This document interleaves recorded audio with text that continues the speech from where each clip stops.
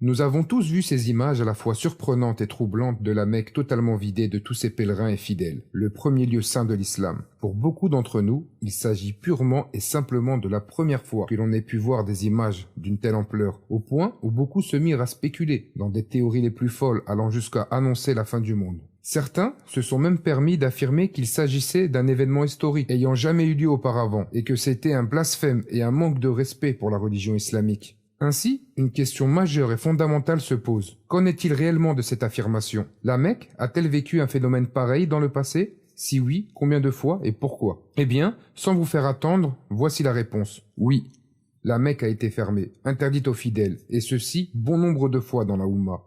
Les savants et les historiens musulmans ont pu comptabiliser un peu plus de 40 fois dans l'histoire où les rites du Hajj ont dû être arrêtés des suites d'agitations politiques, naturelles, épidémies, récession économique, augmentation du niveau de vie, insécurité pour les fidèles sur la route, etc.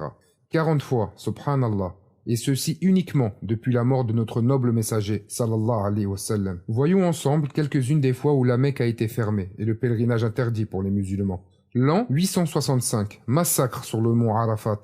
Correspondant à l'an 251 de l'Hégire, le Hajj de cette année a été annulé, pour cause le massacre de milliers de pèlerins le jour de Arafat, dans la vallée de Arafat, lorsque la Mecque fut attaquée en plein Hajj, à des fins politiques, par Ismaïl ibn Yusuf el-Alawi. La décision d'arrêter le Hajj a été prise alors que les pèlerins étaient déjà beaucoup d'entre eux à Arafat et qu'ils étaient en vêtements d'ihram, les tissus blancs qui caractérisent les rites du Hajj. Imaginez-vous, des milliers de personnes venues des 4 coins du globe se virent interdits de faire le Hajj alors qu'ils avaient déjà commencé. L'an 930, les Qarmites volent la pierre noire, Hajr el-Aswad. En l'an 317 de l'Hégire, les Qarmites, une secte issue du chiisme, se lance dans une attaque de la mosquée sacrée de la Mecque, commettant un crime odieux, tuant les pèlerins et s'emparant de la pierre noire pour la conserver dans un lieu secret durant 22 ans. Elle n'a été restituée qu'en l'an 339 de l'Hégire, soit 22 ans plus tard. Pourquoi ont-ils fait tout cela? Tout simplement parce qu'ils avaient une vision mauvaise de l'islam et une mauvaise compréhension de la religion. Ils pensaient que le Hajj était une pratique d'avant l'islam, car pensant que le Hajj ne faisait pas partie de l'islam et que c'était une pratique d'avant l'islam, de la période que l'on appelait la Jahiliya ou l'ignorance d'avant l'islam. Les Qarmites massacrèrent 33 000 pèlerins musulmans désarmés. Le jour du Hajj, 10e jour du mois de Dhul Hijjah de l'an 317, Abu Tahir, roi du Bahreïn et leader de la secte des Qarmites, a alors attaqué la Mecque pendant que les pèlerins étaient en état de sacralisation. Il arracha la pierre noire et l'envoya dans leur ville, la ville de Hajjar, au nord-est de l'Arabie actuelle, dans la région de Qatif. Il massacra ce jour-là plus de 30 000 pèlerins, tout en proclamant à voix haute: « Je suis en Allah et Allah est moi. Il crée la création et moi je mets fin à la création. » Une parole des plus graves qu'il en soit. Nous demandons à Allah de nous épargner de penser un jour de pareils propos. Il voulut dérober également le Maqam d'Ibrahim, l'endroit juste à côté de la Kaaba, où sont présentes les traces de pieds d'Ibrahim alayhi salam. L'année suivante, en 318 de l'Hégire, les Qarmites ont décrété que le Hajj se ferait dans leur propre ville, et ils placèrent la pierre noire volée autour d'une grande maison, et ils ordonnèrent aux gens d'accomplir le Hajj à cet endroit. Les musulmans refusèrent, et là encore, beaucoup d'entre eux furent massacrés. L'an 983, durant le califat des Bani Abbas et Bani Ubayd, correspondant à l'an 372 hégirien, il a été rapporté par les sources historiques qu'aucune personne venant d'Irak n'a accompli le Hajj durant cette année. Et cela jusqu'en 380 de l'Hégire, soit 8 années, et ceci pour cause de conflits entre les deux califats, des Bani Abbas et le califat d'Égypte des Bani Ubayd. En l'an 428 de l'Hégire, aucun pèlerin d'Irak, encore une fois, n'a pu partir de la ville, alors capitale du califat abbasside. Seuls les Égyptiens et d'autres ont pu accomplir le Hajj, encore une fois, pour des raisons politiques. L'an 1253, retour au Hajj des gens de Bagdad, après 10 ans de coupure. Année 650 de l'Hégire, les gens de Bagdad ont pu retourner après 10 ans de coupure, accomplir le Hajj, et cela après la mort du calife El-Muntansir, 10 années encore une fois, l'interdiction du Hajj.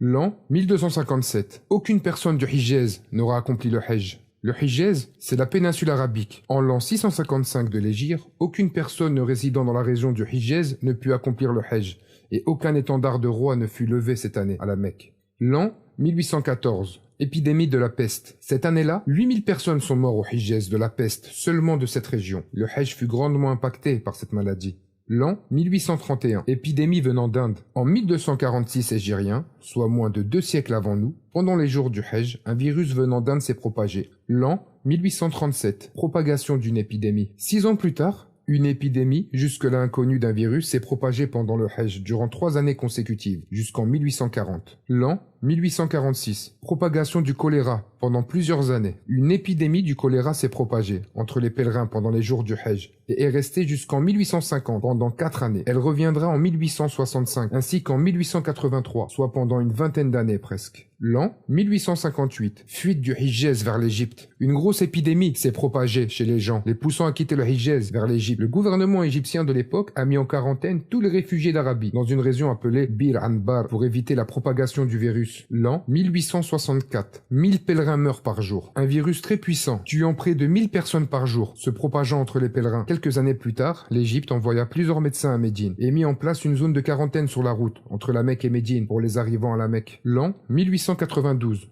accumulation et entassement des corps inertes suite au choléra. Suite à la propagation du choléra pendant les jours du Hajj et nombreux décès suite à ce virus, le nombre de morts fut tellement important que corps de pèlerins s'entassèrent les uns sur les autres. Ceci par manque de temps de prise en charge des corps pour les enterrements. Cela a provoqué beaucoup d'autres décès qui ont eu lieu le jour de Arafat. Et à Mina, nous avons atteint le pic record de décès. L'an 1895, apparition du typhoïde. Un virus semblable à une fièvre de type typhoïde ou une dysenterie, maladie infectieuse provoquant des diarrhées graves, amené par les voyageurs venant de Médine, il commença par faire quelques victimes à Arafat, pour finir le dernier jour à Mina. L'an 1987, méningite. Une grande épidémie de méningite frappa les pèlerins, touchant plus de 10 000 pèlerins. L'an 6, le pacte de la Hudaybiyah. Le mois de Dhul-Qidda, de la 6e année de l'Hégire, le messager d'Allah, sallallahu alayhi wa sallam, sortit avec un groupe de 700 hommes de Médine, se dirigeant vers la Mecque pour accomplir les rites du Hajj. Sur la route, alors qu'ils étaient à moins de 100 km de leur lieu d'arrivée, les musulmans furent arrêtés par les polythéistes et empêchés d'accomplir le Hajj. Le messager d'Allah, sallallahu alayhi wa sallam, avait lui-même porté le ihram blanc et avait l'intention de faire le Hajj, mais Allah en décida autrement pour le meilleur des hommes.